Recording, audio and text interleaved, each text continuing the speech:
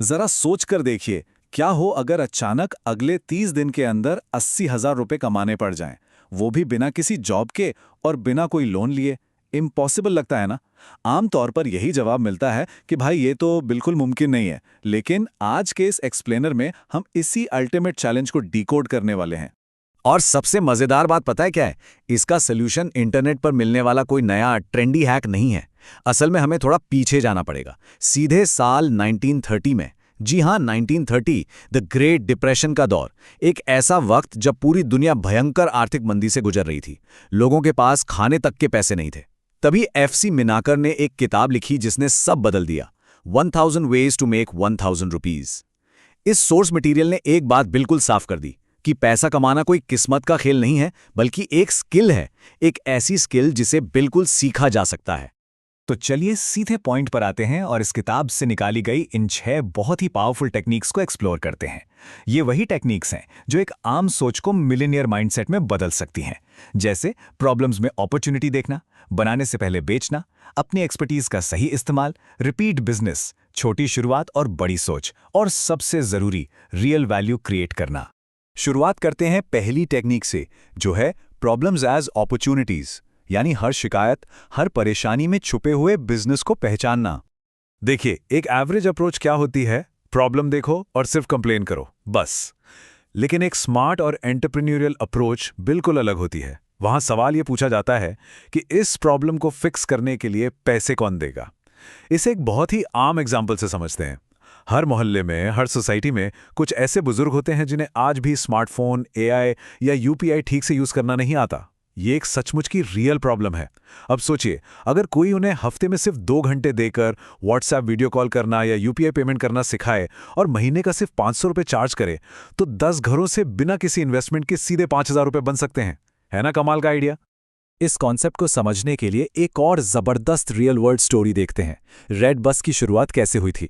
साल 2005 की बात है, जब फणींद्र समा को दिवाली पर घर जाने के लिए बस की टिकट नहीं मिल पाई थी। इस फ्रस्ट्रेशन ने, इस प्रॉब्लम ने एक आइडिया को जन्म दिया। 2006 में उन्होंने सिर्फ 5 लाख रुपए लगाकर रेड बस शुरू कर दी, और नतीजा देखिए, 2013 आते आते उन्होंने यही कंपनी आईबीबो ग्रुप को करीब 800 करोड़ रुपए में बेच दी। कहने का मतलब ये है कि हमेशा कुछ नया इन्वेंट करने की जरूरत नहीं होती, बस लोगों की किसी एग्जिस्टिंग प्रॉब्लम को पकड़ना और उसको सॉल्व करना होता है। अब आते हैं दूसरी टेक्निक पर, जो सुनने में थोड़ी अजीब लग सकती है पर शायद सबसे असरदार बिजनेस लेसन है, सेल बिफोर बिल्डिंग। एक ऐसी स्ट्रैटेजी जिसमें रिस्क ना के बराबर है। अक्सर लोग सबसे बड़ी गलती क्या करते हैं? वो 6 महीने तक छुपकर एक प्रोडक्ट बनाते हैं, अपना पैसा, अपनी एनर्जी, सब कुछ लगा देते हैं, और जब लॉन्च करते हैं तो पता चलता है कि कोई उसे खरीदना ही नहीं चाहता। इसकी जगह राइट अप्रोच, यानी सही तरीका क्या होना चाहिए? पहले कस्टमर्स ढूंढिए, उनसे कमिटमेंट लीजिए, और जब कंफर्मेशन मिल जाए तब प्रोडक्ट बनाकर डिलीवर कीजिए। किसी भी आइडिया को बिना पैसे गवाए वैलिडेट करने का ये बहुत ही ब्रिलियंट तरीका है। चलिए इसे थोड़ा और प्रैक्टिकली समझते हैं। मान लीजिए किसी को एक टिफिन सर्विस शुरू करनी है। अब सीधे एक बड़ा सा कमर्शियल किचन सेटअप करने के बजाय सबसे पहला स्टेप क्या होना चाहिए? अपने 10 दोस्तों या पड़ोसियों को एक मैसेज भेजिए कि रोजाना 100 रुपए में घर का फ्रेश खाना दिया जाएगा। अगर उन 10 में से 5 लोग भी हाँ बोल देते हैं तो समझ लीजिए आइडिया वैलिडेट हो गया। अब आराम से किचन सेटअप किया जा सकता है, बिना किसी रिस्क के बिजनेस चालू। इसके बाद जो तीसरी टेक्निक है, वो सीधा हमारी आमदनी की लिमिट को तोड़ने के बारे में है, और वो है सेल एक्सपर्टीज नॉट टाइम। इसके पीछे के मैथ्स को समझना बहुत जरूरी है। मान लीजिए एक चार्टर्ड अकाउंटेंट है जो फुल टाइम जॉब करता है। उसकी एक फिक्स्ड सैलरी है, यानी उसकी कमाई पर एक लिमिट लग गई, क्योंकि दिन में तो 24 ही घंटे होते हैं ना। लेकिन वहीं एक दूसरा सीए है जो कंसल्टिंग करता है। वो 5 अलग अलग छोटे बिजनेसेस को पार्ट टाइम एडवाइस देता है और हर किसी से 10,000 रुपए चार्ज करता है। यहां अर्निंग अनकैप्ड और स्केलेबल हो गई। उसने अपना वक्त नहीं, अपनी एक्सपर्टीज बेची और टाइम की पाबंदी को पूरी तरह खत्म कर दिया। अब अक्सर ये सवाल उठता है कि मेरे पास तो ऐसी कोई हाई लेवल एक्सपर्टीज है ही नहीं। सच बताऊं, ये एक बहुत बड़ा मिसकंसेप्शन है। क्या माइक्रोसॉफ्ट एक्सेल आता है, कैनवा पे बेसिक डिजाइनिंग आती है, या इंस्टाग्राम रील्स एडिट करना आता है? खैर, सी प्रोग्रामिंग से लेकर एआई से इमेज जनरेट करने तक ये रोजमर्रा की आम स्किल्स भी किसी ऐसे इंसान के लिए बेहद कीमती हैं जिसे ये बिल्कुल नहीं आती। ये इस बात का पक्का सबूत है कि हर किसी के पास बेचने के लिए कोई ना कोई एक्सपर्टीज जरूर होती है। इसी बात को एफसी मिनारकर की ये कोर फिलॉसफी क्या खूब समेटती है। जो एक के लिए आम जानकारी है वो दूसरे के लिए बहुत मूल्यवान है, बस उसे पैकेज करके बेचना सीखना होगा।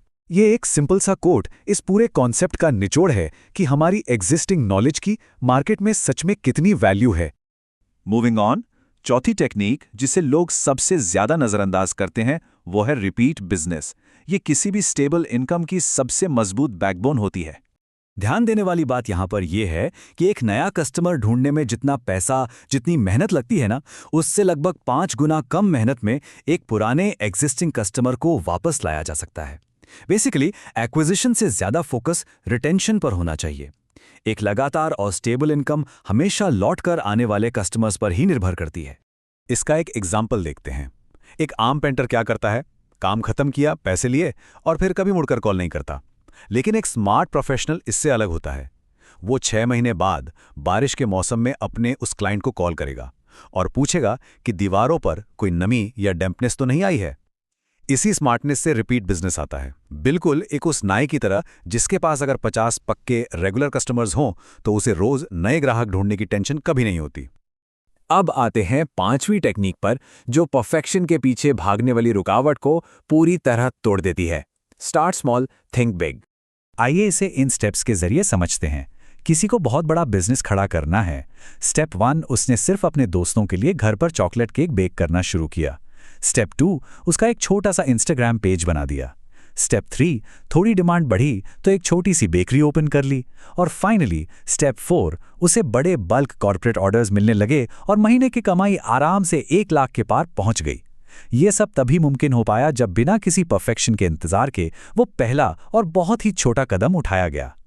कभी सोचा है दुनिया के सबसे बड़े ब्रांड्स की शुरुआत कैसे हुई थी?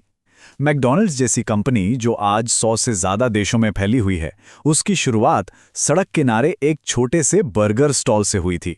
इसीलिए अगली बार जब कोई किसी छोटी शुरुआत का मजाक उड़ाए तो बस हल्के से मुस्कुरा दीजिए, क्योंकि एक बहुत बड़ी मंजिल का रास्ता हमेशा उन्हीं छोटे छोटे कदमों से ही तय होता है। और अब इस एक्सप्लेनर की आखिरी और शायद सबसे डीप टेक्निक, क्रिएट वैल्यू। आखिर क्यों पैसों के पीछे भागना अक्सर पैसों को हमसे और दूर कर देता है? इसे इन 2 फ्रीलांसर के एग्जाम्पल से कंपेयर करके देखते हैं। एक एवरेज फ्रीलांस वीडियो एडिटर क्या करेगा? क्लाइंट ने जो कहा बस वही चुपचाप एडिट करके दे देगा। लेकिन एक हाई वैल्यू फ्रीलांसर, वो वीडियो एडिट करने के साथ साथ एक बेहतर थंबनेल सजेस्ट करेगा, वीडियो की पेसिंग कैसी होनी चाहिए इस पर अपनी एक्सपर्ट एडवाइस भी देगा। अब बिना कहे ये सब एक्स्ट्रा वैल्यू जो दे रहा है तो जाहिर है क्लाइंट खुश होकर उसी को ज्यादा पैसे भी देगा और उसके साथ ही लॉयल रहेगा। तो आखिर ये वैल्यू शब्द है क्या चीज? वैल्यू का सीधा मतलब है सामने वाले की जिंदगी को आसान बनाना, किसी प्रोसेस को ज्यादा फास्ट और एफिशिएंट बनाना, या फिर कस्टमर को एजुकेट करना कि प्रोडक्ट का बेस्ट यूज कैसे हो सकता है। और सबसे खास बात यह है कि ये सिर्फ बिजनेस पर नहीं, किसी जॉब पर भी उतना ही लागू होता है। एक एम्प्लॉई जो सिर्फ अपना असाइन किया हुआ काम खत्म करने के बजाय नए सॉल्यूशंस लेकर आता है, वो असल में रियल वैल्यू क्रिएट कर रहा होता है। इस पूरी हिस्टोरिकल किताब के इस एनालिसिस का अगर एक ओवरआर्चिंग मैसेज निकाला जाए तो वो ये होगा, पैसों की कमी का मतलब ये नहीं है कि कैपिटल या पूंजी की कमी है। असल में ये सिर्फ आइडियाज और एक्शन की कमी होती है। चाहे इकोनॉमी कैसी भी चल रही हो, चैलेंज कितना भी टफ क्यों ना हो, कमी रिसोर्सेज की नहीं बल्कि एक नए नजरिए के साथ सही दिशा में कदम बढ़ाने की होती है। इसी सोच के साथ आज की इस चर्चा को हम यहीं खत्म करते हैं। पर जाते जाते ये एक बड़ा दिलचस्प सवाल यहाँ छोड़ के जाना बहुत जरूरी है। ऐसी कौन सी प्रॉब्लम है जिसे आज अपनी मौजूदा स्किल्स का इस्तेमाल करके सॉल्व किया जा सकता है? परफेक्ट वक्त का इंतजार करना बंद कीजिए और आज से ही एक्शन लेना शुरू कीजिए। सीखते रहिए और हमेशा आगे बढ़ते रहिए।